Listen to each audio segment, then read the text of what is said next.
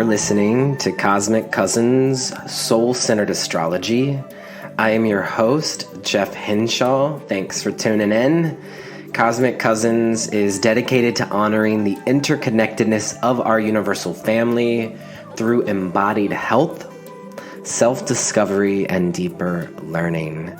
Cosmic Cousins is released on each new and full moon, and it is here to bring you back into alignment with the cosmos. So thank you for being here as always.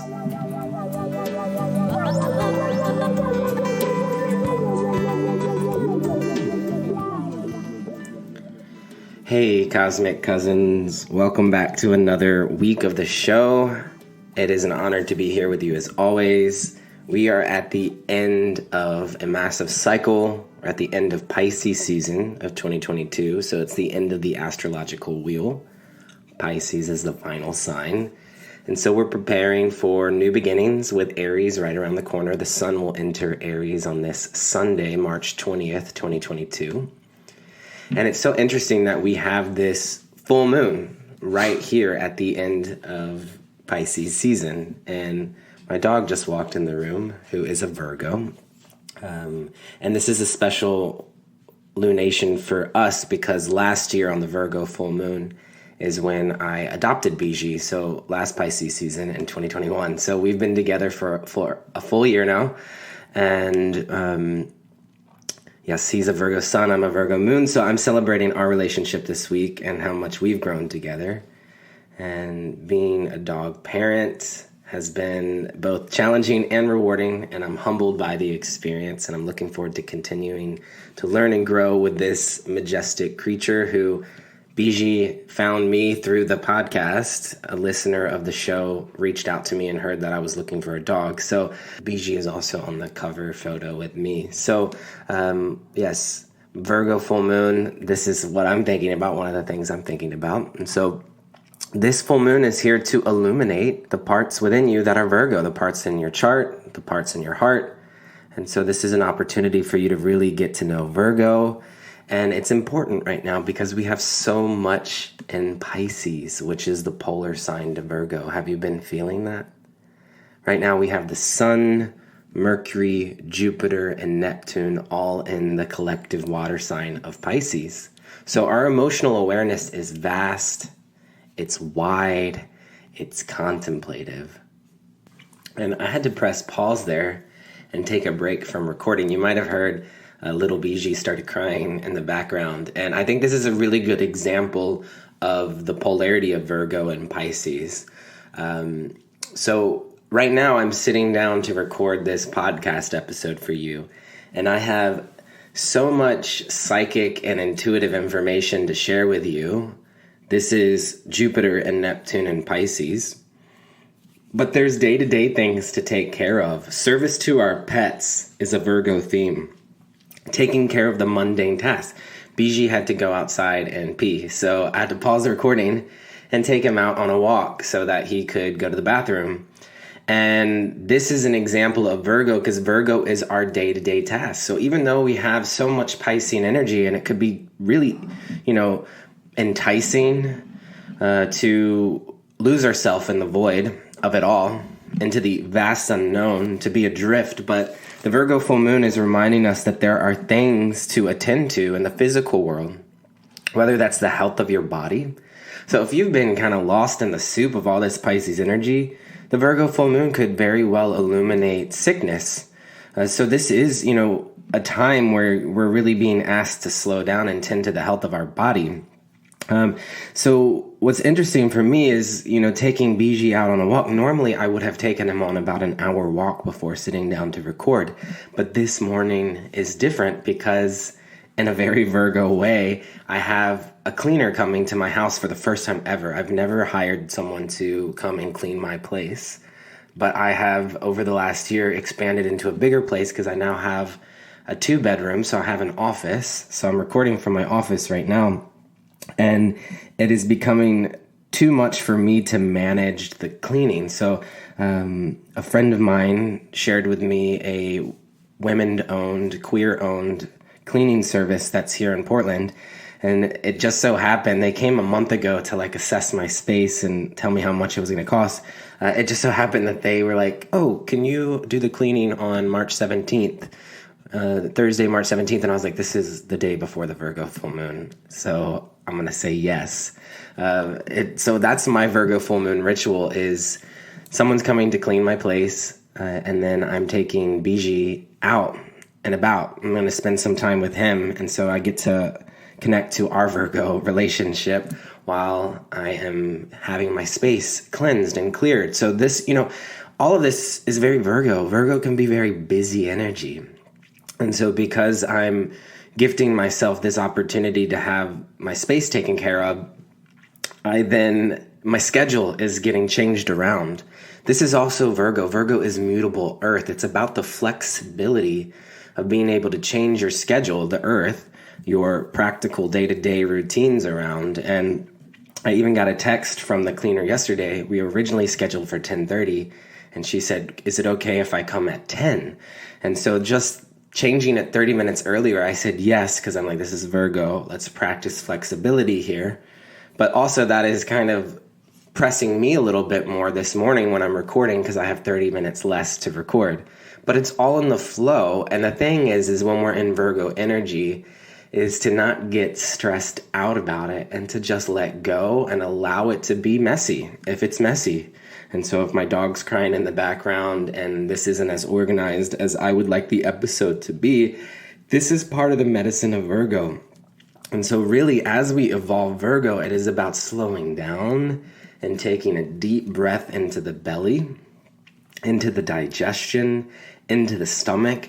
These are Virgo's parts of the body. And you can think the digestion is working really hard for us. It's processing and assimilating our food, but on a psychic level, Virgo and the digestion is processing and assimilating spiritual and psychic energy that we are likely receiving through this vastness of all this Piscean energy. And so again, right now, the Sun, Mercury, Jupiter, and Neptune are all in this collective water sign of Pisces. And so our emotional awareness, our psychic awareness, our intuitive awareness is vast. It's in this oceanic energy. It's wide. It's contemplative. So at this time, and this energy is still building as we move into Aries season, Jupiter and Neptune and Mercury will still all be in Pisces as the sun moves into Aries. So this upcoming Aries season still has a very Piscean feel to it. And so as we head into spring on the northern hemisphere or fall on the southern hemisphere, we're still in this place of this swelling unknown. And so some of us may dwell here. We may enjoy this. It might feel like you're swimming or surfing. Others of us might feel like we're floating and drifting. Others could even feel like you're sinking and feel really low energy. And so either way, the energy of now has us collectively moving through karmic waves at this time. So, you could be feeling heavy. Some could be feeling confused, fearful, alone, out to sea, while also remembering Pisces is a sign of great duality. And so while you're experiencing this fear and confusion and unknown, you might also have glimmers of magic and hope and love, universal love, faith that's available to you. So this process, it feels like there's a lot of emotional growth happening right now, a lot of emotional healing, forgiveness, spirituality, peace, acceptance. These are some of the attributes of Pisces that we know and love. And so on this full moon, all full moons emotions may feel really big, but having this Virgo full moon in opposition to the Sun and Neptune, Jupiter, and Pisces, it feels really enormous. It feels like very emotional to me. While at the same time, Virgo might be trying to micromanage everything. I'm thinking of right now getting my place cleaned and taking care of my dog and having the to-do list. I have errands that I'm going to run while the cleaners are here.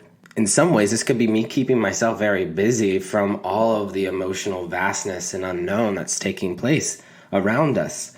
But at the same time, it can become an anchor too. And it's making sure that we find the balance in it all. And so if you're feeling the swelling of emotion, Virgo is here to remind us in the most practical ways of just how loved we are. And so the things that we do, like taking care of our pets, our health, our home, these are practical things that we do to remind ourselves that we're loved. And, Virgo as a sign, it's about acts of service. And so you could, service as a love language, this could be, taking someone food. And Pisces rules over people on the periphery of society, those who are elderly, those who are sick, those who are houseless. And so Virgo as a sign of service, this could be something that we do on this Virgo full moon, or just reflect on, in this coming year, how are we being of greater service to others, particularly with all this Piscean energy that's available to us? Because for those who don't have the resources at this time, the Virgo, could be resources as an earth sign. This could be a time of great addiction, Pisces, relapsing, feeling all alone in the world. And so if you have strong Virgo in energy, you can also look to your 6th house. This is Virgo's house in your chart to see the way you might be expressing Virgo. But where does Virgo live in your chart and what's in your 6th house? These are ways that you're being called to be of service for us. So the phrases I have for us, one of them is I serve, of course. That's why I'm thinking about it. I always offer 3 phrases for the podcast. I cultivate, I serve, I heal. I cultivate, I serve, I heal. You could pull a tarot card for each of these phrases. You could elaborate on them, journal about them. Virgo is a sign of great healership. Virgo, it gives us this opportunity right now to balance the vastness of it all. All this Piscean energy with healing, with nurturance, with devotion. Virgo can be this energy, if we're thinking of the ability to fine-tune awareness, it's mastering your craft. Could be something that you're thinking about on this Virgo full moon. What is your craft? At times, Virgo could have us feeling critical,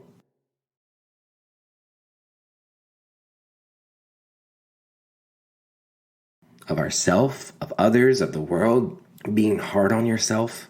So if you're feeling into some of these tendencies on the Virgo full moon, overly controlling, hyper-vigilant, hyper-aware, hypochondriac, it's time to take a pause, to breathe into the belly.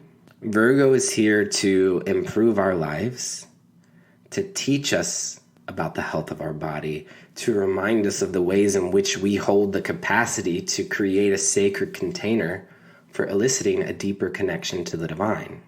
And so this is important for me to remember. When my house is clean, it's not about it being perfect.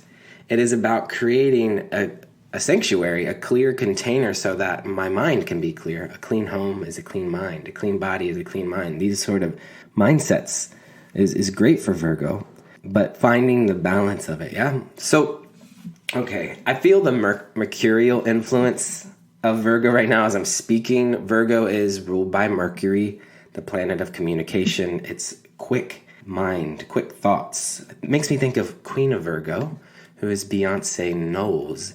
Beyonce is the youngest queen in our zodiac pantheon and connects us to the practical work, connects us to the energy of the earth, Mother Earth. Virgo is the mother. Cancer and Virgo are the 2 mother archetypes in the zodiac wheel. But she also has a quick mind, and she has the ability to adapt and change characters and speak really fast with her lyrics and move fast, mutable earth. Full moon and Beyonce. The esoteric phrase for Virgo: I am the mother and the child. I, God, I matter, am. I am the mother and the child. This makes me think Virgo is a sign that rules over pregnancy, and oftentimes is a figure that is pregnant harvesting wheat. The Virgo tarot cards, the Hermit is the soul growth for Virgo, and Pisces card is the moon. So you can put these 2 cards together, the Hermit and the moon, and I imagine the Hermit walking through the moon card. And so it is humble devotion, one step at a time. You can also use the Page and the Queen of Pentacles to represent Virgo. And so these are some things that I'm inviting you into. And just reminding you that this is the full moon to create a sanctuary for yourself. Whether that is in your home, is your body, or you feel it more on a spiritual level, but cleansing, clearing your space, nurturing and cradling your body. Virgo can list, so writing a list of ways to invite practical healing into your life, holistic healing into your life. And so it's my hopes that this Virgo full moon reminds you to treat yourself and the earth and the world around you with respect and reverence. And so if you have been overworking, which many of us have been, to keep all this Piscean energy in check, if you feel yourself overworking, how might you find greater support? Gift yourself permission to rest. Drink plenty of water. If you feel too Piscean, though, if you've been resting a lot, if you feel really low, Virgo is saying, let's move the body. Let's make that to-do list. Let's get things going. So it's all about the balance right now.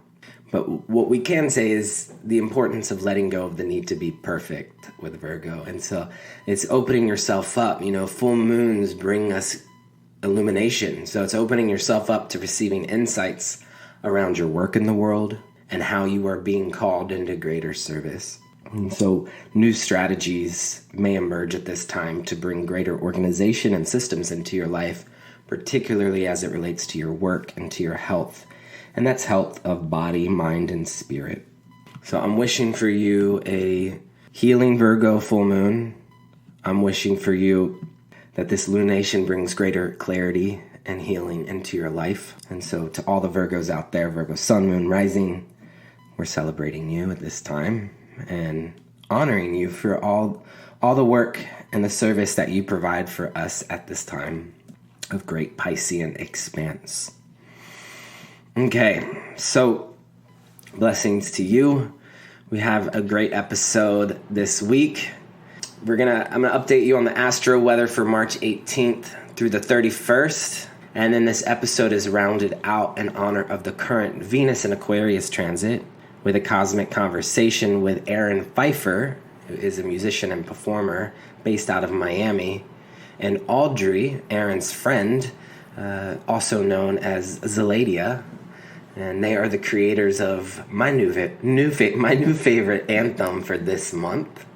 The song is called Venus and Aquarius. I'm going to play a clip of it now as a little teaser. You're going to love this song. I want everyone to buy it and to listen to it while Venus is in Aquarius. I'm going to play a clip of it now as a teaser so that you stick around for that conversation. So let's hear a clip from Venus and Aquarius by Aaron Pfeiffer featuring Zeladia. My heart's on the fifth dimension. You showed up right at my door. I left you wanting more. Just when we got in the flow, I had to take a call. When you say you know that you... Y'all, this song is so hot. I'm so into it, and I hope that you enjoy it and this conversation. It's going to come up here in a moment.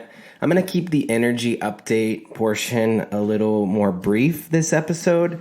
I just listened back to the first part of this episode, and you might hear in the background that there's all this beeping going on. I think something was going on with the connection with my microphone, and normally I would re-record the episode if something like that happened. But I don't have the space in my day to do that, and so I really apologize for the sound quality on this episode. I'm letting go of the need to be perfect here on this Virgo full moon, and so I will try to find a better microphone, or I'll make sure that doesn't happen in the future. So thank you for understanding. Biji is stressed out right now because he knows that our schedule is different today. So he is also kind of pacing around the house whining while I'm recording this. So I'm going to keep the energy update portion a little bit more brief here, and then we'll go into the conversation with Aaron Pfeiffer, and we'll listen to Venus and Aquarius and another song that's about Mars. It's called Life on Mars. So before we do that, I do have a few announcements that I would like to make. By the way, this Virgo full moon, Friday, March 18th, 2022 at 12:17 a.m. Pacific Standard Time, 27 degrees of Virgo and 40 minutes. So my updates from me. My notes are all over the place. Virgo has me really scattered right now. So yeah, I'm planning on hosting the Brooklyn Fool's Tarot Journey from July to December this year. The Brooklyn Fool's Tarot Journey is a 22-week journey through the major arcana of the tarot.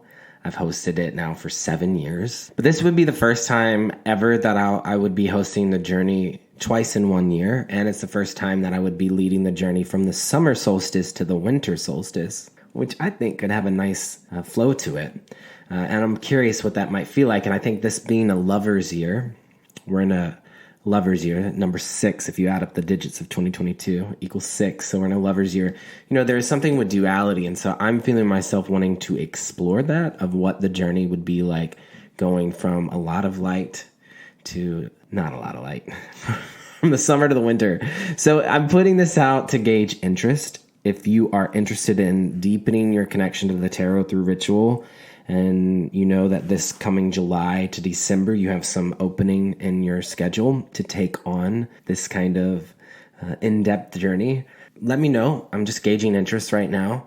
Sign up for my mailing list. There's a link in the bio if you'd like to stay in touch with these sort of announcements. I release a newsletter on each new and full moon with links to the podcast and a little bit of information to help and to be of service for you during the new and the full moon lunations. In addition, if you are in need of greater support or perspective around your spiritual journey right now, I have openings for both astrology and tarot readings. And so you can check the links in the bio for that. And I offer one-on-one mentorships, and I have some spaces available for this summer and autumn of 2022. It would be an honor to work with you in this intimate way. Right now, I'm working with 4 different individuals on a mentorship. And so I have Virgo moon in the 7th house of one-on-one relationships. So I very much enjoy that sort of intimate one-on-one connection. So this is my announcements. And at this time, I'd like to update you on the energy from March 18th to March 31st. This takes us from the Virgo full moon to the Aries new moon. And so we'll start with the sun, and then we'll move out to each of the planets. But the sun during this time moves from 27 degrees of Pisces to the 10th degree of Aries. So we are at the end of Pisces season. We are at the end of a massive cycle, starting anew. And so on Sunday, March 20th, is when the sun enters Aries. And so you may feel a freshness, new beginnings, a sense of coming back to yourself, to your individuality, to your identity. It is the initiation. It is the start of something new. So we'll explore that more on the Aries new moon, and we will bring a lot of that psychic awareness of Pisces more into our conscious awareness. Aries is a sign of great consciousness. The moon travels from the Virgo full moon to the Aries new moon over this 2-week time period. So the moon is waning. We are riding this energy of the Virgo energy into Aries season, which I think is kind of cool. The focus on the health and the body, and then being activated by Aries is initiating. So if Virgo is about our craft and our work, Aries is saying, yes, put yourself out there, do the thing. So it does, having the Virgo full moon towards the end of Pisces season, it brings in that focus as we go into Aries season. So we're waning. So, you might feel yourself really wanting to set things in motion, but you might feel that the Aries new moon would be a better time to really plant those new seeds. So for me in my own life, I'm feeling into, I really do feel the need to get back into some sort of health routine. All this Piscean energy, I've been resting a lot. I've been watching a lot of like Hulu and Netflix and HBO, RuPaul's Drag Race, these sort of things. It's been great. It has been a nice balance to the work that I've been putting out in the world. Pisces does invite us into, having healthy forms of escapism and fantasy. So as we go into Aries season, there is a shift in a lot of what is being illuminated during this Virgo full moon around our health and our work, our relationship to our craft and our service. Aries may begin to kick it off. But again, as the moon's waning, allow that to be coming into more of a place of harvest and gathering and breaking down structures. And then on the new moon at the end of the month, March 31st, for some of you, it might be April 1st, depending on where in the world you are. We start April, and it's a fresh new beginning. So if you're Cancer, this is your ruling planet. If you're a Leo, Sun's your ruling planet. I do find Leo and Cancer both work with the sun and the moon as not necessarily rulers, but you're connected to these two celestial bodies, our luminaries. Makes me think of the Chariot card in the tarot is a balance between solar and lunar energy. And so both Cancers and Leos, you might relate to what's coming through with these messages around the sun and the moon. We might all relate to it. I love following the sun and the moon myself. But now we're going to shift into Mercury. And so this is the ruling planet for Gemini and Virgo. And so this would be of important focus for you. And Mercury is at the 13th degree of Pisces here on this full moon in Virgo. And Mercury is the ruling planet for Virgo. So this Mercury in Pisces is important. And Mercury is going to travel to the 7th degree of Aries. It's just zipping along the 7th degree of Aries over the next 2 weeks. So this feels important. Mercury, let's just start with Mercury in Pisces. Mercury is our mental capacity, yes. A lot of astrologers want to talk a lot of shit about Mercury being in Pisces, saying it's in its fall and its detriment, which, traditional astrology, this is true. But I'd like to expand us into a more soul-centered perspective or an esoteric perspective when it comes to Mercury and Pisces. I think Pisces really highlights the part of Mercury that is connected to divination. Mercury is the magician in the tarot.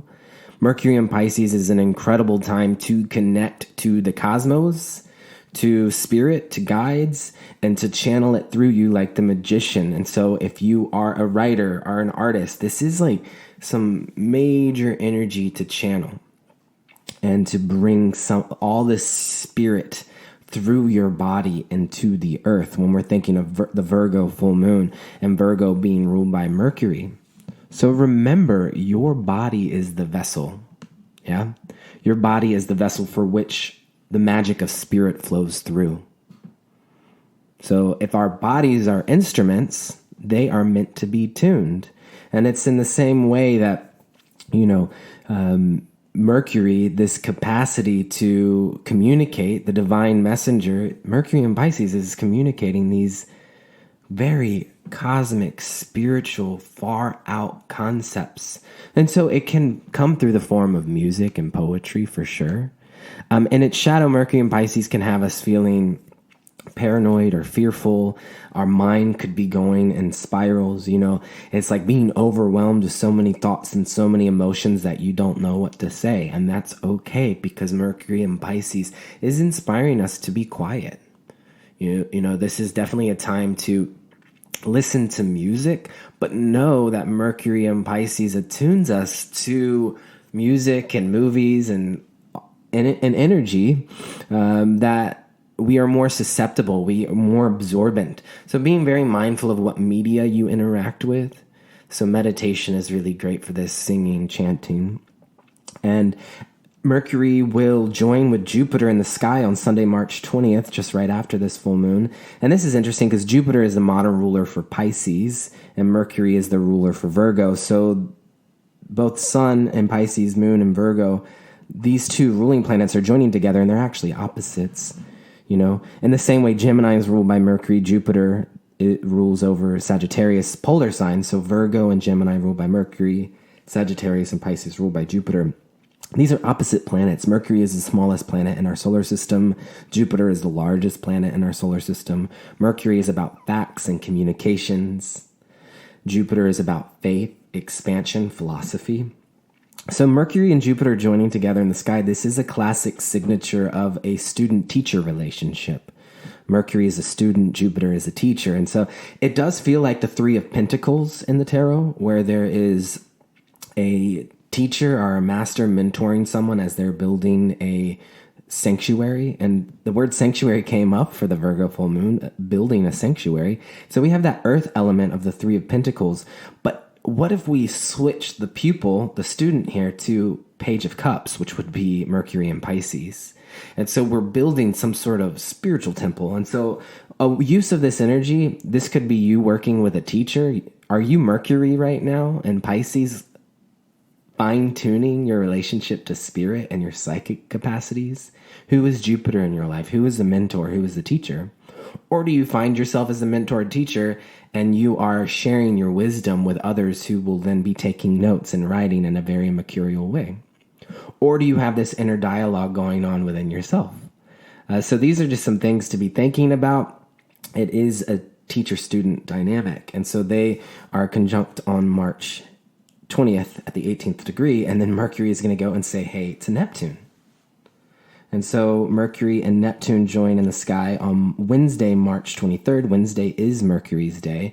And Mercury and Neptune together, this is carrying on that idea of teacher-student, but it feels like a student mystic. You know, Neptune is very mystical. So this is building, and so our mind might feel very foggy over this week. And, you know, as the sun joined with Jupiter and Neptune over the past 2 weeks, I felt very tired. I felt very sleepy, and I gave myself extra room to rest. And so even though we're moving into Aries season, Mercury is joining with Jupiter and then Neptune. So our mind might still be in a haze or a fog.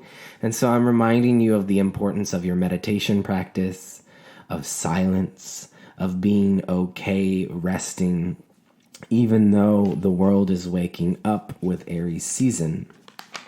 So that is some Mercury action for us. And then, Mercury enters Aries. When does Mercury enter Aries? I didn't write that one down. Mercury enters Aries on March 27th.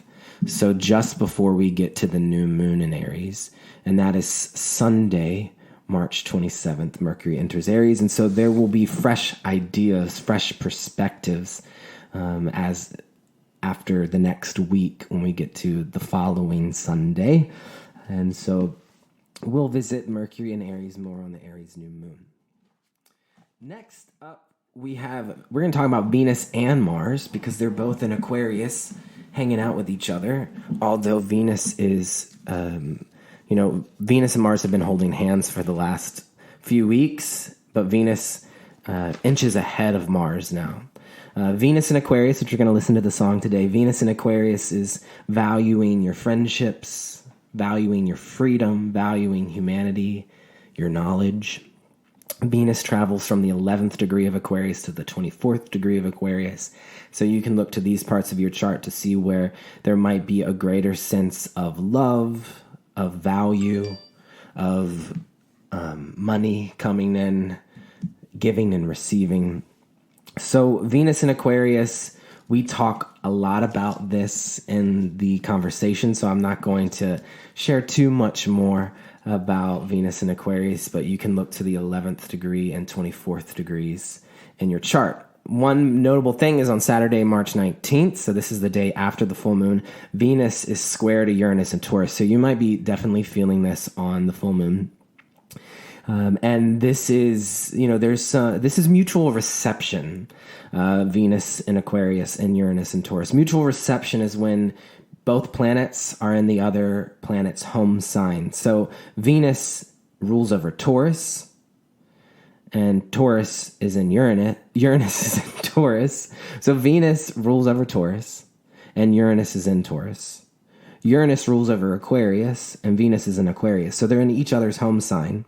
So there's a mutual reception, which, even though this aspect is a square, the fact that they're in mutual reception, it brings in a bit more harmony to this dynamic.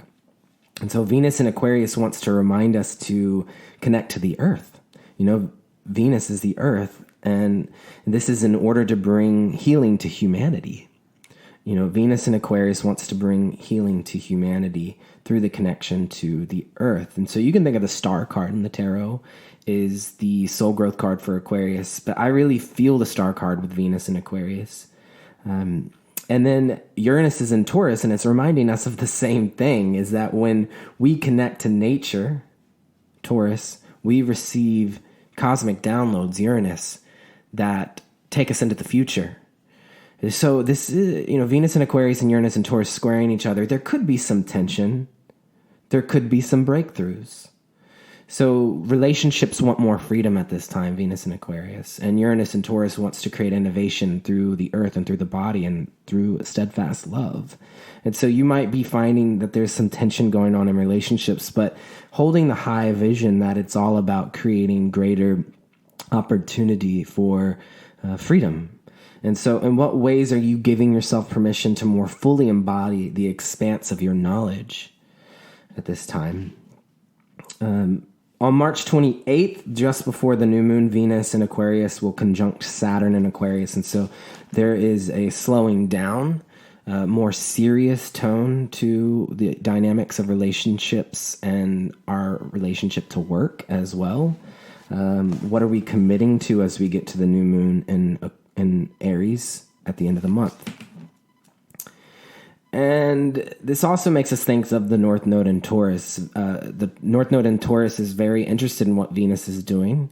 And Venus in Aquarius will square the North Node in Taurus on Wednesday, March 30th. That's the day before the new moon in Aries. And so there is just a lot of this relationship between our freedom and what we are embodying in our values. So this is a time to take up space. The North Node in Taurus wants us to be more connected to our power that lives in our body, that lives in our authority and in our capacity to ground and to nurture. And Venus in Aquarius is saying, reach out to other people, connect, collaborate. So the square aspect, there is a little bit of tension that's being created. Mars is also in Aquarius right now and travels from the 9th degree of Aquarius to the 18th degree. And so this is of interest to both Aries and Scorpio. This is your ruling planet. And, as we head into Aries season, it's knowing that, the ruling planet, Mars, is in the sign of Aquarius. And so there is an Aquarian feel here. It's directing your ambition towards humanity, towards freedom, towards the future. On Tuesday, March 22nd, which is Mars's day, Mars will square Uranus and Taurus. They are not in mutual reception, so this feels a little bit more like some tension that's being created. It's being challenged to put something into action around what it is that you're innovating here on Earth. And so there is breakthrough moments. In my life, I'm feeling this is the call to start working out. So Mars can be our physical vitality, the energy, and I'm an Aquarius, so it's here in my first house. So you can look to your chart to see where Aquarius lives. How are you taking more action here? And how is what you are innovating for stability, this is Uranus and Taurus, actively going towards greater interconnectedness? Mars and Aquarius. So lots of pages, lots of notes here. Jupiter is in Pisces, traveling from the 18th degree to the 21st degree. This would be of interest to both Sagittarius and Pisces. This is your modern ruler. Again, on Sunday, March 20th, Mercury and Jupiter align in the sky at the 18th degree, that student-teacher relationship. So we're expanding our capacity for greater forgiveness and release with Jupiter and Pisces. Our psychic gifts are expanding at this time. We're absorbent. It's faith. It's deeply sensitive and emotional. And so there are major visions that are taking place right now. A lot of karmic healing, leaning into the power of prayer, but remembering to stay at the center of the wheel. Jupiter is the wheel of fortune, as all of the things are changing around us. And when we stay at the center of the wheel, this is when magic unfolds in our life and fortune unfolds in our life. And finally, I'm going to end with Saturn here. Saturn's a ruling planet for both Capricorn and Aquarius, the modern ruler for these two signs. So this would be of interest to you. And Saturn's moving from the 20th degree to the 21st degree of Aquarius. So the notable signature of this energy update with Saturn is that Saturn has now entered the third decan of Aquarius, the third and final decan, which means we're in the 20s, which means we are 2/3 into this Saturn and Aquarius transit. Saturn entered Aquarius in March of 2020, right when social distancing measures were put into place at the start of the global pandemic. And so Saturn traveled through those first 10 degrees, we could say in 2020, through the teens during 2021. And now as we're in 2022, Saturn's going to be moving through the 20s of Aquarius. And so whatever you have in the 20s in Aquarius in your chart, Saturn is coming and asking you to build structures, to slow down, to go within, to become responsible. And, this is a shift in our consciousness as Saturn is in the 20s of Aquarius. We have been in Saturn and Aquarius now for 2 years. We have one more year. Saturn will enter Pisces in March of 2023. And so this final year, Saturn really wants to know how you have been committed to Aquarian ideals. How have you grown and evolved and stepped up to the plate, to step up into your authority when it comes around your connection to all Aquarian themes? This is humanity. This is collective. This is friend groups. This is the internet and technology. I'm thinking, Saturn's coming from my sun. I'm feeling it in a very personal way. I have Sun in Aquarius at the 25th degree. And even my relationship to social media is so different right now. Aquarius being a sign that's connected to technology and interconnectedness, it is connected to social media. I've posted one time this year in 2022, and I'm just noting that Saturn in Aquarius is hanging out with my sun. So it feels like a very sobering time because I enjoy these platforms. But right now I'm being called to step back for my mental health, to step back to put my energy towards other creative pursuits. And also because there's been a lot of scammers copying astrologer and tarot readers' accounts. So I've just been withdrawing my energy, which Saturn is definitely withdrawing your energy, taking care of your resources. And so the Aquarian parts of our chart have been doing this, but now the ones in the 20s will be experiencing this a bit more. The final thing I'd like to share is that this Virgo full moon is trying Pluto in Capricorn and trying the North Node in Taurus. So there's a grand Earth trine taking place at this time. So Pluto in Capricorn is in the final few degrees. It's at the 28th degree of Capricorn. And so we are really stepping into our power, Pluto at this time, around our authority and our gifts that we have to share with the world. And so this Virgo full moon may be illuminating some of that for us. And the North Node in Taurus is encouraging us to ground and to build and to create greater love and beauty in our life. And so I'm connecting to that Earth trine on this full moon. And it's a nice way for us to round out our energy update. Again, be gentle with yourself and others on this Virgo full moon. I'm hoping that this lunation brings greater clarity and healing in your life, especially in relationship to the Virgo themes, work, service, and the health of your body, mind, and spirit. So Virgo full moon blessings to you. Thanks as always for tuning in. If you enjoy this show, you can always become a Patreon member. This helps to support me as I create this content for you free of charge for the collective. You can also leave some comments and reviews on iTunes. You can leave a 5-star review if you feel called. And so I like to read, one of the comments. So on March 4th, Allie Mays wrote, "Wow, Jeff, what a generous gift the energy report is. So thorough and by planet so I can actually track it. I've been a long-time listener back before Trash Canyon and have always enjoyed your lunar reports. These longer energy reports are very helpful, a fabulous addition. Thank you, Allie." Thank you, Allie. I think it's cool that you've been listening since the Trash Canyon days. That was a project I did back in, I think it was like 2017, 2018. So you've been listening to the show for quite a time. And yes, I've been enjoying doing the energy updates. It helps keep me accountable with my astrology practice and gets me prepared for the weeks to come when I'm going to be working with clients over the next 2 weeks. And so thank you for tuning in. I'm glad you find it helpful and useful. And at this time, let's go ahead and transition into this final part, which I'm excited about. This is a really cool conversation. It's a conversation with the musician and artist Aaron Pfeiffer, who is the creator of the song Venus in Aquarius. And Aaron is joined by their friend Audrey, performance name Zeladia. And so as an introduction to this conversation, I want to start off by saying that, Venus in Aquarius is connected to outer space, to the stars, and even to astrology. So Aquarius gives us an objective perspective so that we can see the big picture. And what I find to be really cool is that when I asked Aaron, who has Venus in Aquarius, if they had a bio, he said that he sent me a text that, it was like an Aquarian map. It's essentially sent me this really big picture of their life. It wasn't super detailed, but gave me an overarching story of evolution of his life, which felt so Aquarian to me. So I thought it would be cool opportunity for me to read what he wrote. And this gives this big picture Aquarian perspective of Aaron's life, so you can get to know Aaron before we get into this conversation. And so this is what Aaron wrote.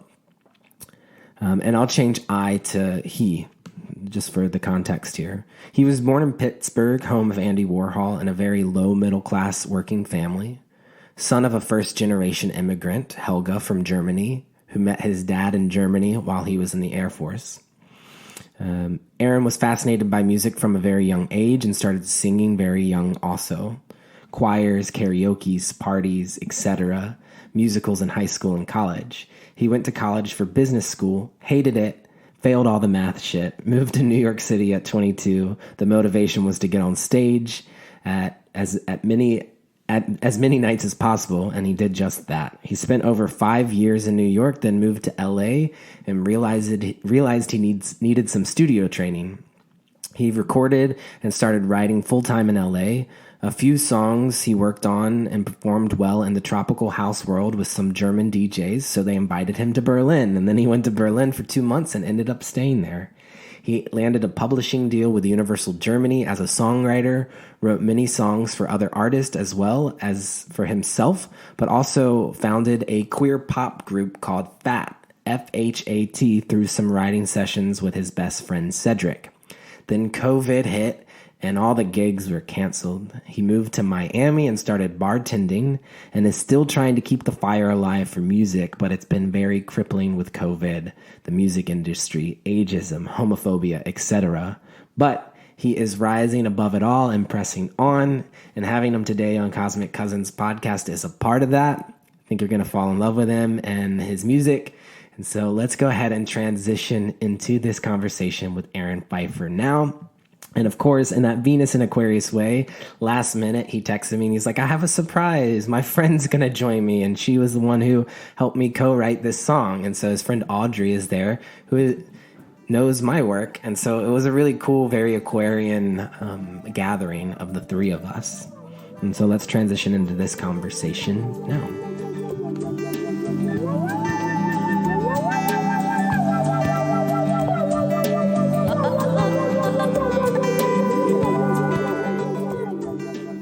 So here with us today on Cosmic Cousins, I'm super stoked to introduce you to not one, but two incredible performers. This is a little bit of a surprise for me, which feels appropriate because our focus today is talking about Venus and Aquarius.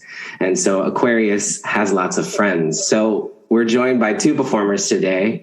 And one of them I know you're just going to fall in love with, like I have, who is the one and only Aaron Pfeiffer, who is a musician, a singer, a performer. And we also have Aaron's friend who wrote the song Venus in Aquarius that we're going to listen to today, who is Audrey. And the performer name is Zeladia. So welcome to the show. Oh my gosh, we're so excited. Yeah, so excited to be here. Well, I'm super stoked that you're here because Venus in Aquarius is a song that pops into my head almost every day now. It's super catchy. And, likely because of the work that I do in the world as an astrologer, whenever I look at someone's chart that has Venus in Aquarius, I want to start singing it to them. So I feel like the listeners of the podcast, it's going to start to become an anthem for us.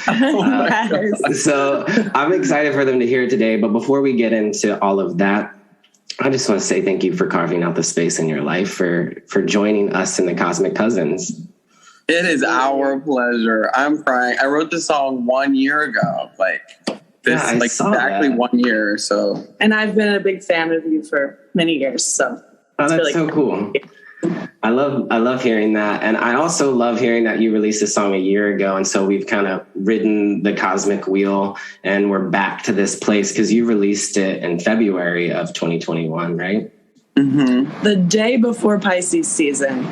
Okay. So that is that final degree of Aquarius, the 29th degree of Aquarius is where the sun would have been at that time. And, sometimes Aquarius has this way of being a little bit ahead of the curve, being in the future. And so maybe you released that song at a time where it was a little like before its time. And I feel like it's going to continue to pick up traction as we continue forward into the future. That's the hope. Yeah. So, and hopefully Cosmic Cousins is a part of that evolution. And evolution is a word that we can use for Aquarius. It is all about evolution and the expansion of collective consciousness. And so having Venus and Aquarius in your chart, Aaron, that is part of your love nature and the way that you show love. So 100%. Yes. So let's check in with both of your big threes, your sun, moon, rising. I like to start there and then we'll kind of trickle off. So Aaron, what's your big three, your sun, moon, rising? I am a Capricorn sun, Leo moon, and a Cancer rising. Yes. So a thing that I like to do on the show is I have two names for it. One of it's Find Your Inner Dorothy, like Dorothy from The Wizard of Oz. Or if we want a more official title, it's personal myth making. And so we take your sun, moon, and rising and we make a little Dorothy. So your Capricorn sun, you are the responsible sea goat. So the sun sign is the character of the story. The moon is the backdrop. So it's the responsible sea goat front and center on stage. Leo moon. So we feel the shift that makes. And already from what I know from you, from just listening to your music and following you on social media, we feel the Leo moon. And the rising sign would be the purpose. Well, what is the responsible sea goat doing? So responsible sea goat, front and center on stage, Leo moon, finding their way back home, Cancer rising. Ooh. Yes, that's definitely very. I feel very connected to my charts. Yeah. What, the three, what does it mean? Yeah. I mean, for me, it sounds like you and the finding your way back home. And some of the bio that you sent me, there is a relationship to home that you've had, even like living in LA and Berlin and Miami and, having parents who are immigrants and all of this. So what is the Cancer rising for you? Wow. I just got goosebumps. I feel like Cancer rising is the most I'm still discovering that part. So for you to say like finding the way back home, I still feel like I haven't connected fully with the Cancer rising in my chart. I'm like full Leo. I feel like most of the time I actually like resonate with my Leo moon like hard. Like I just want luxury. I want to be in a jungle. I want to like sexy music. I want velour everywhere. And then Capricorn is kind of like a little anal retentive, over the top, overthinker, I can never be late. I'm always super early to everything. I even tried to be late to work the other day and I couldn't be. You tried. Yeah, I actively tried, but that's another thing. Yeah. So you were on time to this interview today too. You were like right there on the dot here. Yes. I was like 20 minutes early, like sitting here ready to go.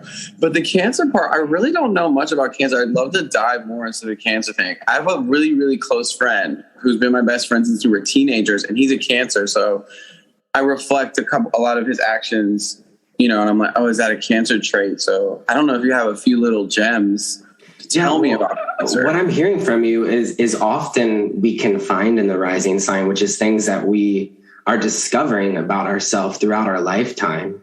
And so the rising thing, you could think it's what was on the eastern horizon at the time of your birth. So it's what you're waking up to within yourself.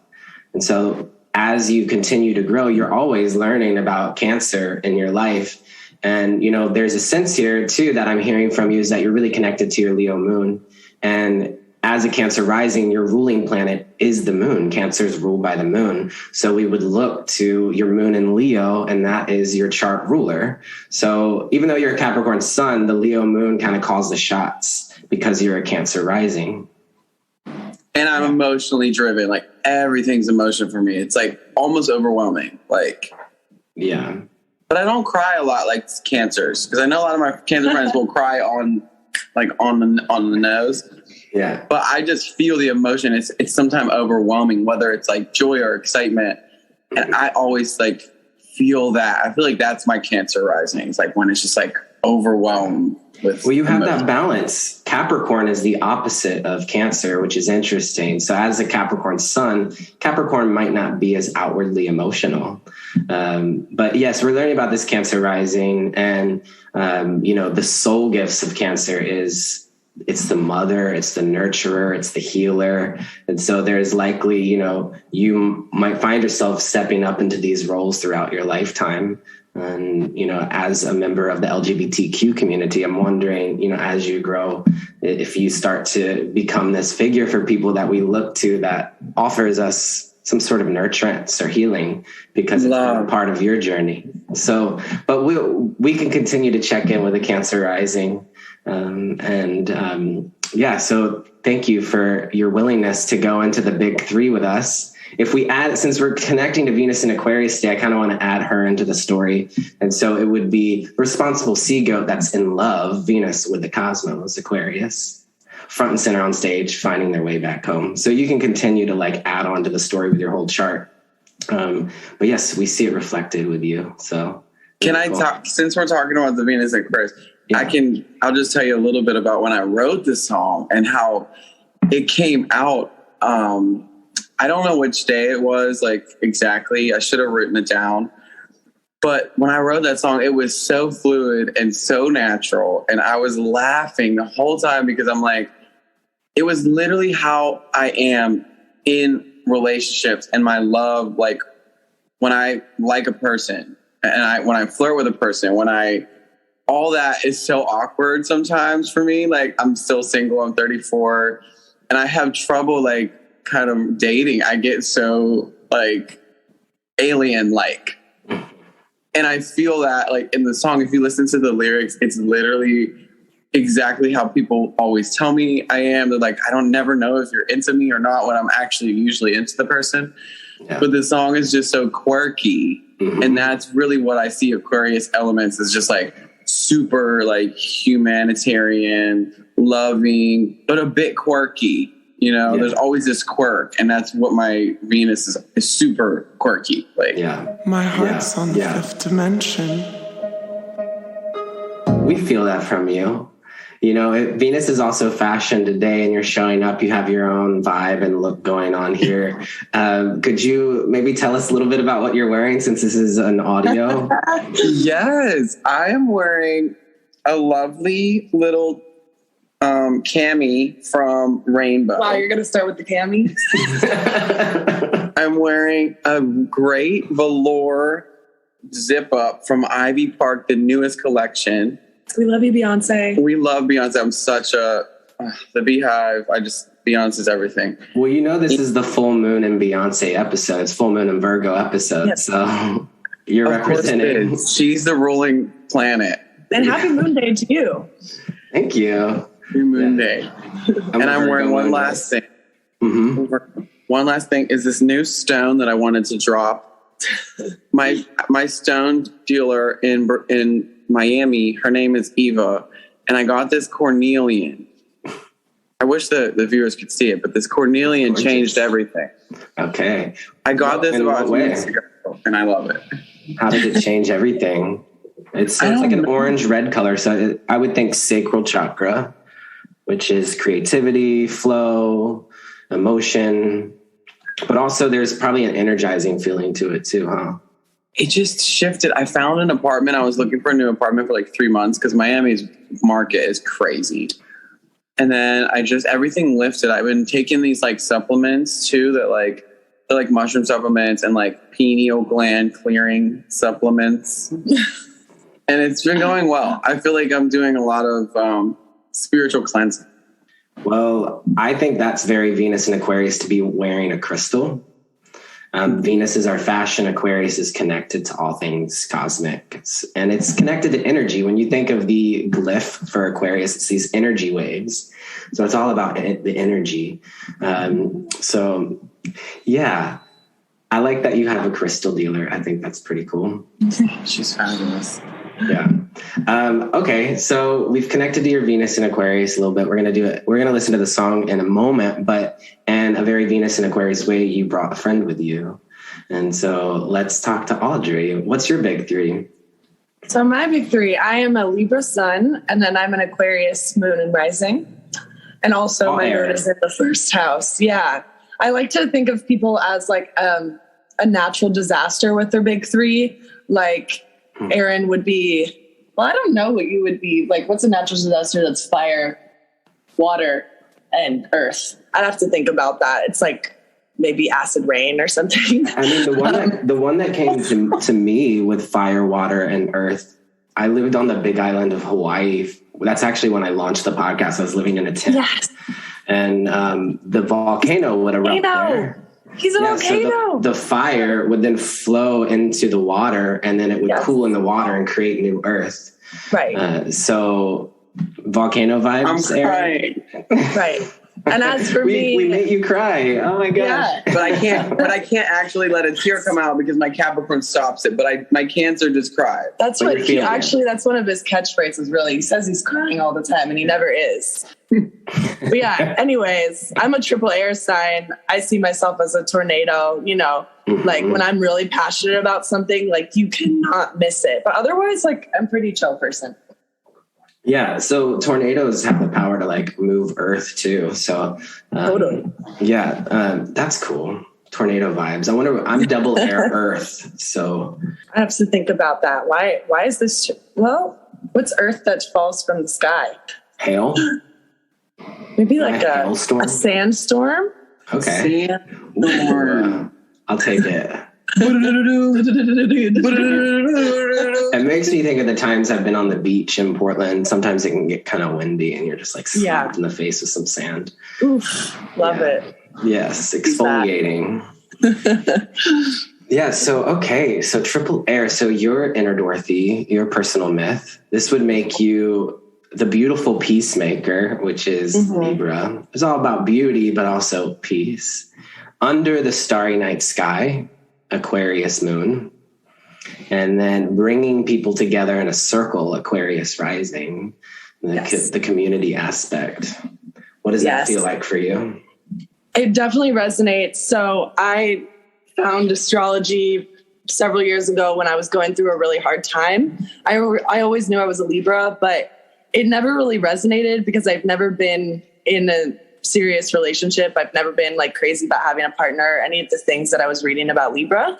And so someone read my chart and they told me about all my Aquarius placements, and like my whole life I read Aquarius and I was like, what the hell? Like, that's me. Like, my parents lied about my birthday. And so when I found out like how Aquarius I was like, okay, I'm a believer. And I've definitely found a lot of like healing and strength and wisdom through learning astrology. So, Aquarius is a really important sign to me. I feel like I really embody it. However, my Venus is not in Aquarius. It is in Scorpio. So Aaron says if we ever write a song about Venus and Scorpio, it's going to sound more like Phantom of the Opera. So we probably just won't go there.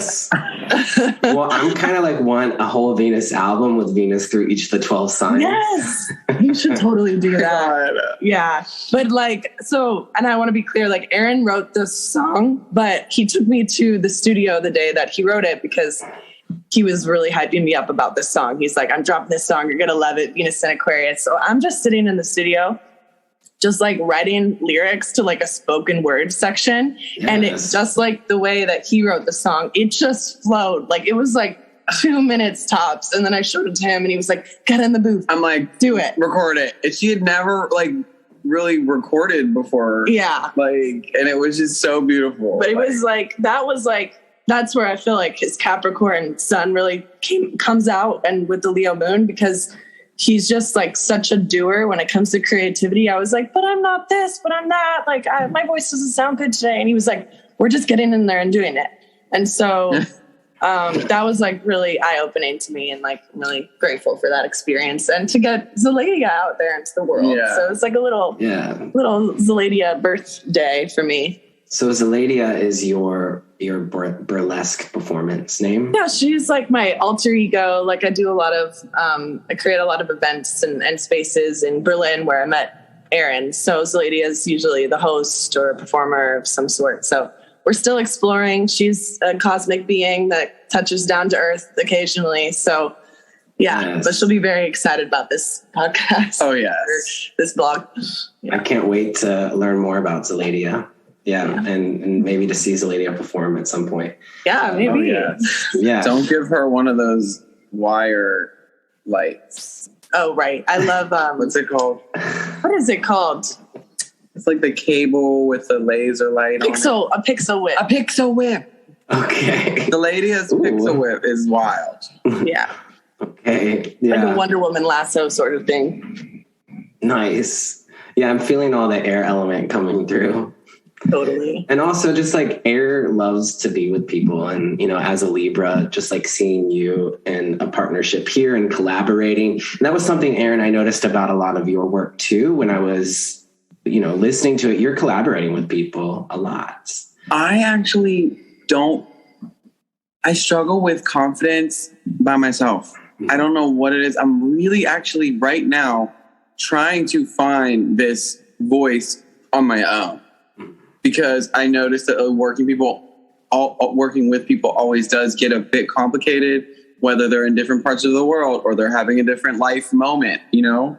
And I always push myself aside for like collaborating because I love people. Like my Venus is just so, I love, like I've always been working jobs where I'm like really social and like marketing or sales or bartending or singing or making like throwing like events in New York City. When I was here, I had like residencies at Rockwood and all these different venues where I would bring in other singers, and I just loved sharing. Like I love to share elements with everybody and have everybody have an amazing time. Yeah. Whereas like I'm having this moment and I've been reading it in some astrology sites where it's like, no, for the next like 8 months, you really need to go within.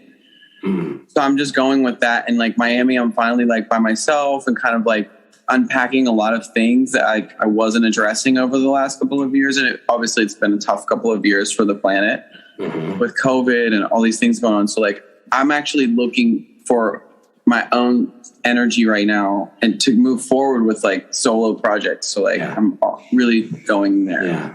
Well, I'm just going to pull up your birth chart, and we've got to listen to this song too. So I'm just going to say this really quickly, and we're going to listen to Venus in Aquarius, and then we'll keep talking. But, you know, you have Venus in Aquarius at the 19th degree. So can you see the screen? Yeah. Okay.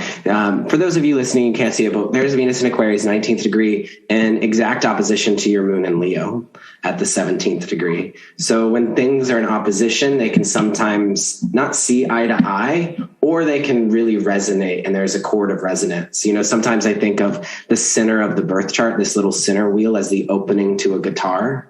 And then we can string Venus and Aquarius to the moon and Leo, and they strum together, right? So the moon and Leo is like, I want to perform, I want to be seen. And then Venus and Aquarius across the way is like, and let's create and collaborate in community. So they, you know, part of like the confidence, Leo, of not being by yourself could be connected to the Venus and Aquarius. Interesting. I love that. Yeah. But right now, Saturn is in Aquarius right here hanging out with your Venus in Aquarius. And so Saturn really would like for you to commit to what you're creating at this time. So we could go deeper into that. But for now, let's go ahead and tune into the song Venus in Aquarius. And then we'll check back in afterwards. Okay. So I do have a little intro to this song because in a very Capricorn way, you sent me a whole package with like a bio and like an introduction to the song. It's like, this is so professional. I love it. So, so this is what you sent me. And this was last year. I was going to have you on the show last year, and it was Pisces season and it just didn't work out. So it was released on February 26, 2021. And this is what the introduction of Venus in Aquarius says. Reflecting on his natal chart and fully embracing his placements, Aaron brings a little joy to the age of Aquarius with his next single, Venus in Aquarius. Keeping the quirky and signature sounds from their Elevator Music EP, Jafunk continues to provide sexy production underneath Aaron's cosmic vocals. An undeniable bass line paired with an effervescent vocals performance brings a new energy for your listening pleasure. This song is sure to have you grooving into spring. Yeah. Still true today. Let's do It's it. still very true today. Timeless. Right. Timeless. My heart's on the fifth dimension. You showed up right at my door. I left you wanting more. Just when we got in the flow, I had to take a call. When you say you know that you want me, is this shit for real or make believe? Seems just like I know just where to go.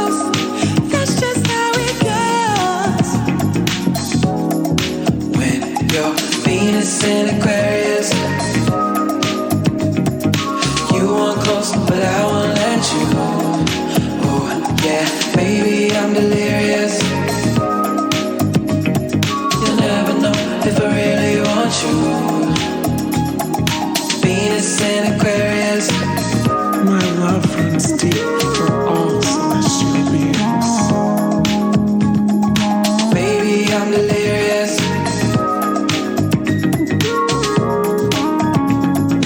My love runs deep. After the party, we were ready to go.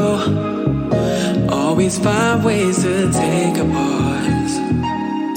Then you told me that you were headed home, acting like I don't care at all. When you say you know that you want me, is this shit for real or make believe? Seems just like I know just where to go. That's just how it goes. When your Venus in Aquarius, you want close, but I won't let you. Oh yeah, baby, I'm delirious. You'll never know if I really want you. My love runs deep for all celestial beings. My heart's on the fifth dimension. My mind's wide open, so step inside. You can't resist a Venus in Aquarius. When your Venus in Aquarius, you want close, but I won't let you. Oh yeah, baby, I'm delirious. You'll never know if I really want you. Venus in Aquarius. My love runs deep. Baby, I'm delirious. My heart's in the fifth dimension.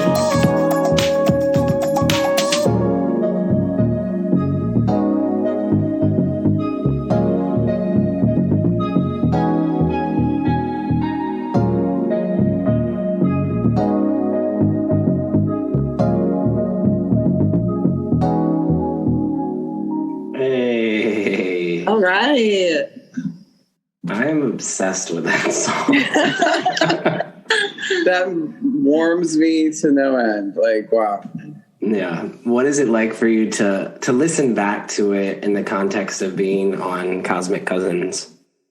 I'm so overjoyed. Like, I wanted this song to reach people that, you know, connect. I had a girl people text me all the time when they find out that their Venus is in Aquarius and they connect it with the song because it's the only one that they know of that's like actually Venus Aquarius.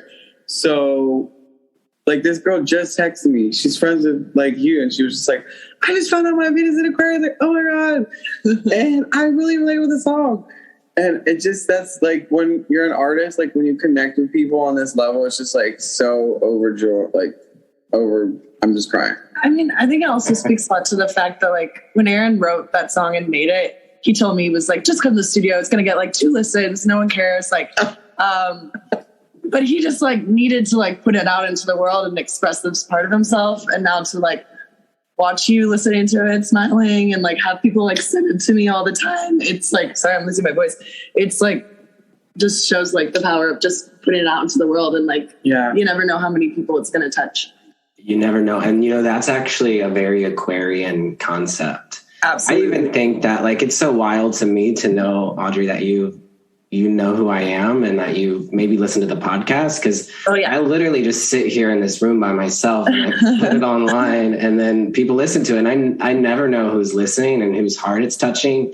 And that's so Aquarian because Aquarius is connected to technology, the internet, and Aquarius it's like the alien. So it's kind of like out here orbiting, but is sending messages to the earthlings, to humanity. 100%. It creates ripples. And so, when we're tuning into the energy of Aquarius and when you're releasing a song about Aquarius, it will continue to create ripples and it's going to continue. That song is going to continue to grow throughout time.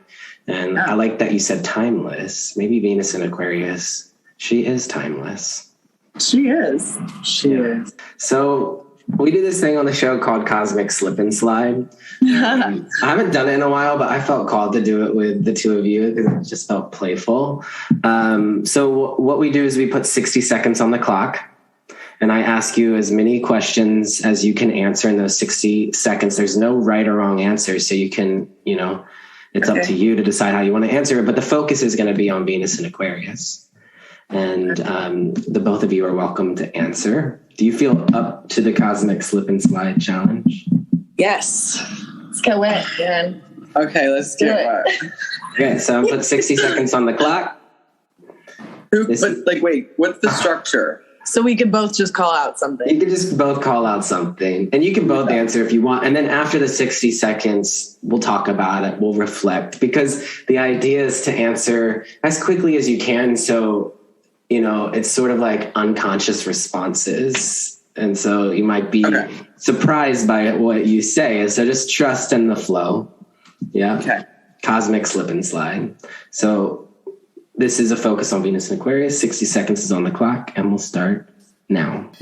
What two words most describe Venus and Aquarius on a good day? Mysterious and quirky. I was going to say quirk and flower. Nice. If Venus and Aquarius were at a party, she would most likely be in a teddy bear jumpsuit. What crystal most deeply connects you to the energy of Venus and Aquarius? Labradorite. Aquamarine. What's your favorite thing about being a Venus and Aquarius? The mystery. If Venus and Aquarius were a cocktail, she would be a Hendrix martini with a cucumber. What city in the world does your Venus and Aquarius become the most alive? Mars. New Orleans. What humanitarian cause does Venus and Aquarius most deeply care about? Children. No. We hate children, right? Well, the kids. Schools. The queer community. Yeah. Okay. We're at time. Oh, shit. I have nothing against children, but I was shocked to hear Aaron say children. He literally said, if I have a kid, he will visit me once a year. What's so funny is children love me. Like, I have a lot of like little kids in my life. Yeah. Even at my job, I'm bartending right now. Like, the kids come in and love me. But I grew out of the kids. I'm like, no. Yeah. Well, Aquarius is about distance, I think of Queen of Aquarius as Oprah Winfrey. She's never had kids, but she does. She's created schools, and she it is humanitarian. So I do think connecting to the kids is also very Leo too. I think of Whitney Houston, and I believe the children are our future. There's something with that Leo Aquarius. Don't even get him started. Yeah, love it. Like love. Yeah. So okay, interesting. The word mysterious kept coming up, which I wouldn't necessarily connect to Venus and Aquarius to mystery, but I like that it was coming up. What's so mysterious about this to you? I mean, I think for Aquarius to have more of like a bird's eye view of like the world and even just a situation makes them more distanced. And I think naturally that lends itself to mystery. But I think like even in the song and like what Aaron was talking about earlier is like once you get closer, it's just kind of like an awkward, quirky, like human being that it's got like, I don't know, they might be kind of silly or like what's deemed as strange and like very endearing. But like from a distance, I think a lot of times it looks very mysterious and alluring. Yeah. And we have a lot of Aquarian friends. I have a lot of Aquarians in my life. Totally. And I connect like traits that happen with them. There's always a moment where they're kind of staring into the sky. Yeah, he says we astro project. Yeah, like I feel like Aquarians always just have a moment where they're just like in a room, and I notice that they're just like in a corner, maybe speaking with themselves, or maybe just like staring off into oblivion. Yeah. And then I'm like, are you having an Aquarius moment? And they're like, yeah. So like that mystery of like just being what is going on in there? You know. Yeah. So, you know, Aquarius being connected to outer space and the cosmos, I mean, it is a very mysterious place. We don't know what's out there. So I'm liking what y'all are saying and reflecting. And it's, you know, I think normally we would think, actually, Audrey, you have Venus in Scorpio. I think of Scorpio as being a bit more mysterious, but yes, Aquarius is our other fixed sign. Could definitely bring in that mystery. I like how y'all both gave different answers. I thought that was cool. My Capricorn wanted to know, like, should we both answer in order? I wanted to ask you that before. Like, I didn't know if it was just like calling it out. But I was just like, here for the ride. I know. And I was like, I want the rules to be very clear. So like, I go, you go, or you go, I go. And then we didn't do that. So I just my heart started pumping and just a lot going on. So diplomatic. The worst. So what crystals most deeply connect us to the energy of Venus and Aquarius? We said Labradorite and aquamarine. I mean, aquamarine was a good one because that's a crystal of friendship, straight up. Labradorite, though, for me, it's like psychic connections. And like, even when you look at it, you look like you're peering into like a different world, like especially if you've got a good one that turns this like crazy blue and then it's back to being a rock if you just turn it a little bit. So I don't know. I just feel like I'm like talking to aliens when I'm like working with my Labradorite, and I love it. Labradorite was like my main stone that I worked with when I launched the podcast. It felt really important for me to have when tuning into the cosmos. Cool. And you're reminding me of that. So maybe, you know, during this transit, Venus is in Aquarius. When did Venus enter Aquarius? This was a few weeks ago. I'm just going to, just so the listeners know, and so we can remind ourselves and reattune to this transit. Venus is in Aquarius with Mars right now, which I think is kind of passionate time. Totally. So Venus entered Aquarius on March 6th, and that was kind of like, you know, why I wanted to reach back out at this time to play this song. I waited a whole year. I had to wait for Venus to go all the way around the zodiac until reaching back out to you. And then Venus will be in Aquarius until April 5th. So we have another few weeks of this time. So everything that we're talking about right now, we might all be feeling on some level in our life. This is a time where we get to expand out into the cosmos with our love. And so Venus and Aquarius, my love runs deep for all celestial beings. Yes. And right. maybe you buy yourself some Labradorite or some aquamarine. Are y'all still there? Oh no, the call dropped. Maybe their phone died. And if that's the case, that is okay. It was such an honor to have them both on the show today. And come on, Grandma. I pressed the wrong button and it was like slow motion. I was like, no. Well, I was like ready. I was like, well, Venus in Aquarius, she's astral projected. She's gone. she's out. Mic drop. Yeah.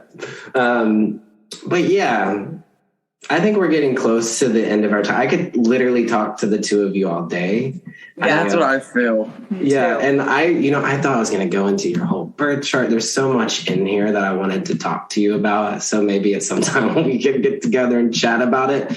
But I think, as we come to the close of our time together, I think I saw on your Instagram story that you went to see a play by Billy Porter last night. Yeah. Yeah, what was that play? Okay, so I have known Billy since I was a teenager. We're both from Pittsburgh. Oh, no way. And he wrote a play about sex workers in the 80s in New York City, in the disco era. And it won a Tony, and like last night was a dress rehearsal. So I texted him, I'm like, I'm in New York. He's like, bitch, you better come to my show.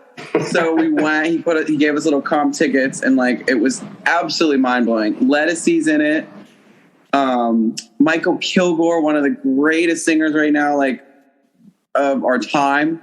I feel like it was literally life changing. Like New York is just an amazing place still. Like it's always just enchants my life. I lived here for 5 years. Yeah. So. I lived there for 8 years, and I wouldn't be where I am today if it wasn't for my time in New York. And it's interesting to look at the energy of a city. You can look at the founding day. New York City is Taurus with a Capricorn moon, and a Cancer rising. So you do share some energy with New York. Capricorn and Cancer is pretty prominent there. I think it's interesting. Miami is a Pisces with a Leo moon. So that might also resonate on some level. My soul mission, which is the node? North node. My north node is Pisces. Your north node is in Pisces, yeah. And your south node is in Virgo. So this full moon, the Virgo full moon, which is kind of why I brought up Billy Porter, because Billy Porter is a Virgo. And thinking of Queen of Virgo as Beyonce, I also see like Billy Porter there somewhere in like the court, hanging out. And his partner is an Aquarius. Well, I looked at his chart before getting on the call with you, and I saw that Billy Porter is an Aquarius moon. So there is still like Aquarian energy, and his partner is an Aquarius. I didn't know that. Yeah. So it's interesting. As an incredible representation of Virgo, this is an opportunity for us to kind of, come back to the reflection of this lunation of the Virgo full moon. And so for me, during the Virgo full moon, it is usually a time where I receive sudden realizations around my work in the world, around my health, and particularly the relationship that my health has to my body and my mind and my spirit. So it's cool that you saw Billy Porter play like as we're building momentum to the Virgo full moon. But as I bring up some of these topics, what are you thinking about here on this Virgo full moon? It is balancing out Pisces season, which can be a time of flow and mystery and, the great unknown. But we have Virgo here. So what's this Virgo full moon mean to the both of you? When is the moon? It's on Friday, right? Yeah, the full moon's Friday morning. Yeah. Well, I'll answer first. So I actually just launched a company this past week called Diamond Rain. And I always said the company would be an Aquarius. And then I learned recently that it actually rains diamonds on the planet of Uranus, Pisces, and also a little bit in Saturn. And it's, as you know, like Aquarius is ruled by Saturn and Uranus. So it's like a marketing and creative collective, and like Aaron's a part of it. So it just like feels like all the stars are aligning, and I'm definitely resonating with what you said about having like a work focus. So that's been like top of my mind and like really exciting. I'm kind of feeling that momentum, and like especially approaching Aries season, I'm like, let's go. Yeah, I'm feeling that with a Virgo full moon being like at the end of Pisces season, because Aries starts on Sunday, that I'm really like riding that Virgo energy of work and even health of my body. Like I started getting back into my yoga practice a little bit more seriously this week, and I'm ready for Aries season, and I'm just gonna keep going with that. Yeah. But I also feel like, because like Jupiter being in Pisces now, like it's still gonna, I feel good about it having more of like a spiritual flair to Aries season, and just like any of those seasons that are typically like work, or like my body, any physical thing. Like I still think there'll be like a strong spiritual element of that. And I think that's just so important right now with everything going on. So I think I'm very excited for this year. Yeah. I'm getting a little flooded with so many things. I mean, Pisces season, this last Pisces season was so emotional. I don't know if you felt that, but I was just, there were so many emotions coming out. I also been like super into my yoga practice, like pushing the limit, going like every day to the classes in Miami. I'm meeting a lot of people. they play my songs in the class. Both of the instructors like followed me or like playing the songs, and like I was crying, but not really. And then this Virgo moon on Friday, I'm kind of amateur when it comes to like following the planets. Like I need to just read more and like actually follow up. Like I'm very like on the surface of like keeping up with the planets. I have my certain people that I follow, like their weekly readings or like videos. Like I love, what's his name? Shani and Chris Corsini. Like I follow them, but I am a little amateur with like reading the stars. So maybe you'll start tuning into the podcast or at least an episode on the new and the full moon, and that can keep you tapped in. I'm there. Too. Yeah, I'm there. Like I'm. Where are they? Are they on Spotify? It's on Spotify. It's on iTunes. It's on Podbean. Which brings me to Spotify. I am curious, because there's been a lot of buzz around Spotify as an artist. India Arie took her songs off Spotify. Joni Mitchell did, with everything going on with like Joe Rogan and stuff. And so we want to boost and amplify your work as an artist. And so, what is your relationship to the platforms that you use, and where is the best place for us to support your work? I would venture to say Apple Music. I find that they're pretty clear. They align with, it's really scary slope what you're saying, because like I really think about Spotify that they are exactly what people are saying. They're a huge company. They're making a lot of money, and they're not paying artists properly, and they just want you to keep releasing every month. That's not practical for artists. Some of them don't have this, some artists don't like release songs every month. Yeah. But it's forcing artists to do that in order to stay in the algorithms. So it feels like what has happened with social media, what happened with SoundCloud a couple years ago, what's happening in the Bitcoin world. That's why I struggle with getting involved in these things. And Instagram even. Yeah. Instagram is like horrendous now. And I feel with Spotify, while it does allow artists to create a world, connect with users all across the board and collect new listeners, it doesn't really streamline into a bigger thing. It's just the platform. And do you get paid by Spotify when we play your song? Huh? Do you get paid by Spotify when we play your song? It's what's the minuscule? It is a minuscule. Yeah. I have hundreds of millions of plays on songs that I've written and sang on. I have a playlist I can send you of like 300 tracks that I've released and I've worked on because I write for other artists. I sing for DJs. I have the duo project Fat with my friend Cedric. I have my solo stuff. And I am still like struggling in bartending at 34 years old. It's not a sustainable income for artists. It's absolutely not, And it's all very fake. It's like, yeah, you have a lot of listens every monthly month. Listeners looks great. So they think you're, right. But like that doesn't equate. It doesn't pay the bills. It's literally like the whole joke about paying for your bills with exposure, and those kind of companies have developed those practices and like made it normalize the fact that we can just listen to music for pretty much free.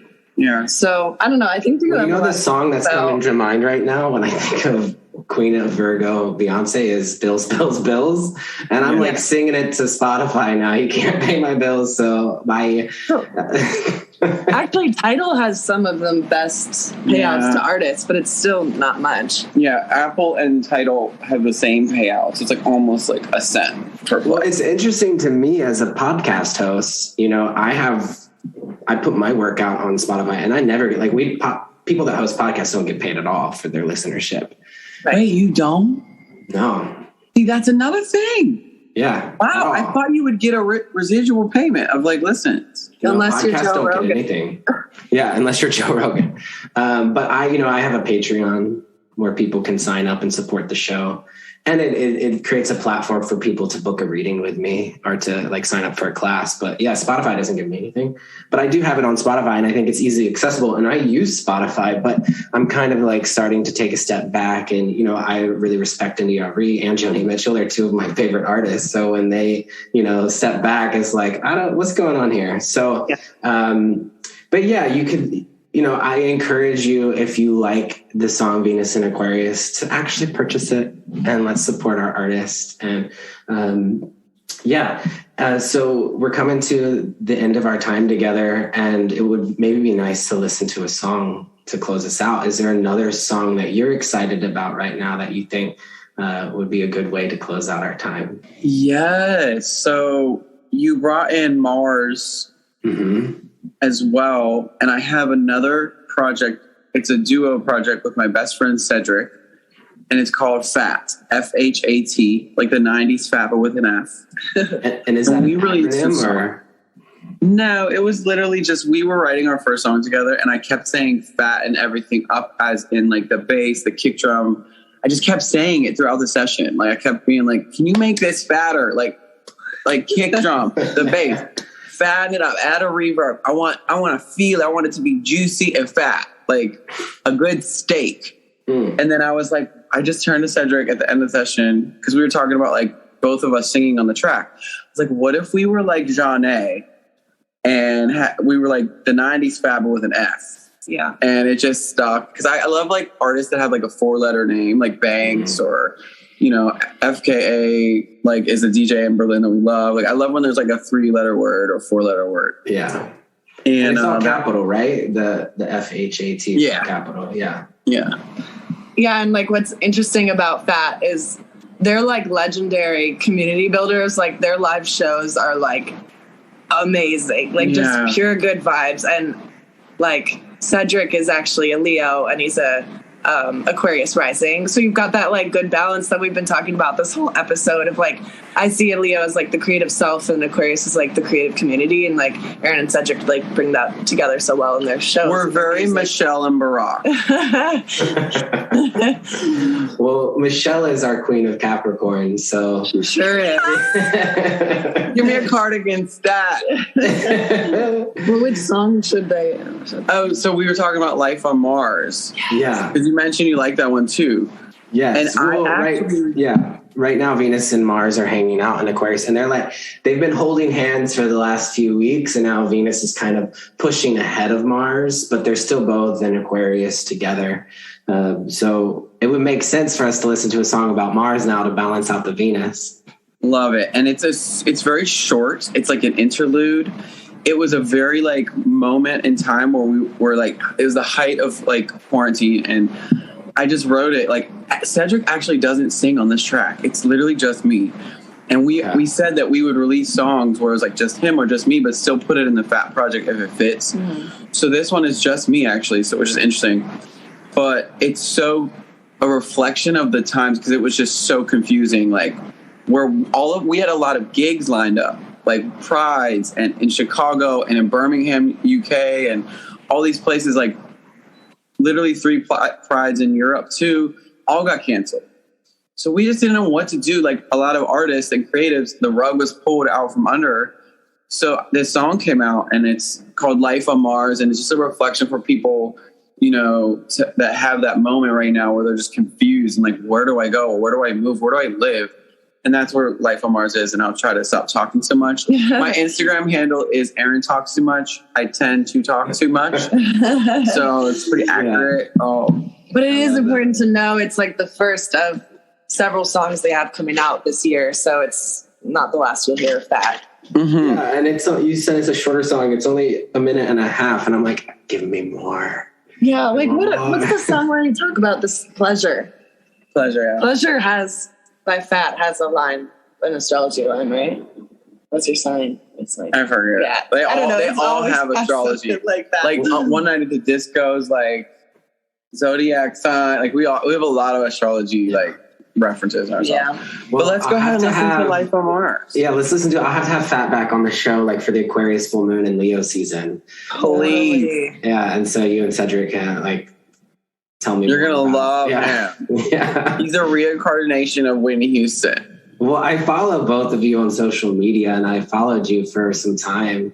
I don't remember how we got connected, but yeah, let's listen to Life on Mars, and then we'll close out our time together. So thank you for your energy and time. Yes. Yeah, thank you. Talk to you all day. I want to book a reading, please.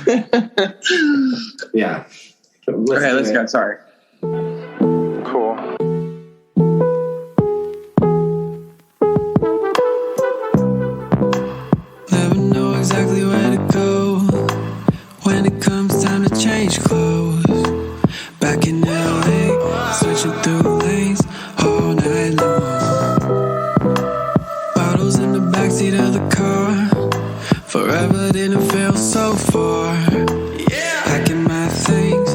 sure what to bring. Turn the lights on whenever the summer comes around, and we know the leaves will never brown. Back in LA, didn't mean a thing. Life on Mars. And then when December comes around, and we know the birds will make a sound. Back in LA, didn't mean a thing. Life on Mars. Oh, whoa.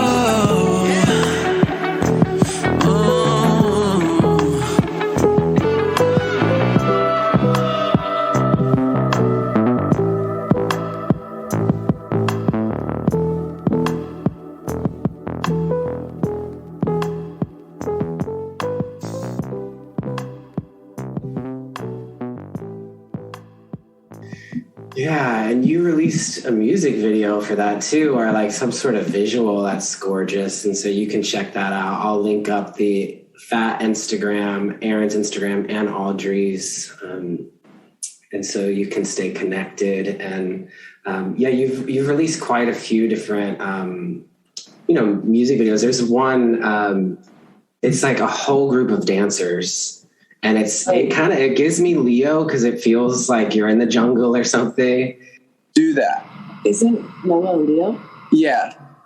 Yeah. The main artist is Leo. Okay. I love that song too. And I love the performance vibes there. We'll get into more of that when you come back on the show for the Aquarius Full Moon. And so thank you so much for being with us here today. And all the Cosmic Cousins, we're sending you a lot of love. And love you. My heart's on the 5th dimension for you and all the listeners. Yes. You can't resist a Venus in Aquarius.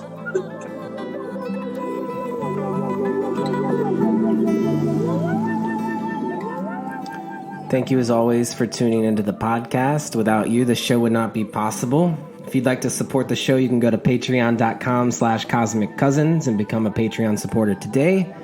There is a 2-hour lecture on astrology and the body that's available to Patreon supporters only.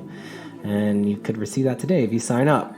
Also, I have openings for both astrology and tarot readings. And again, wishing for you a happy Virgo full moon and also happy Aries season to you as we head into the equinox. So, take sweet care, cousins. And remember, deep breaths.